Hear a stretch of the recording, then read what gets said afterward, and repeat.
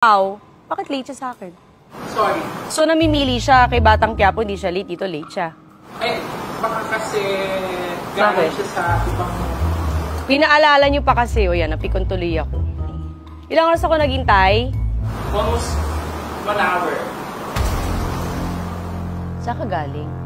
Sa bahay po. Bahay lang, na-late ka pa? Sa Batang Quiapo, nalilate ka din? Talaga? O ba't dito late ka? Si kuya kasi kanina, Ano? nag-CCR. Ah! Sorry, promise, hindi na mauulit. Hindi ka na din mauulit dito. Kasi ayaw ko nalilate eh. Tapos late kayo. Kasi nadama yung kuya mo. Totoo ba? Bakit hindi ka nag-ano na maaga?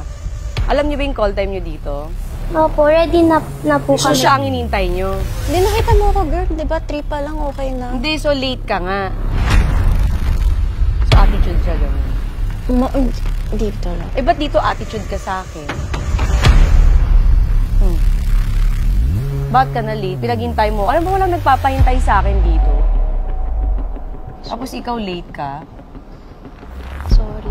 Kasi ito lang handa mo sa akin, crab lang. Sabi nila madaming food, di ba? Naku, ano bang vlog to? Kakaloka, ano puchi-puchi, ano ba to? Pau. Sorry. Akala rin talaga namin mukbang. Kaya nga, ba't ganito lang? Tapos late pa siya. Ayoko nito, huwag na ito palabas ha. Nairita ako. Opo. Diba? Kahit di mo promote yung rewind, huwag na lang. Ha? Opo. O ba't naiiyak ka? Hindi ako. Nakakainis pa. Gawin mo magandang setup nito kasi nag-effort ako. Pumunta ako sa mall, di ba?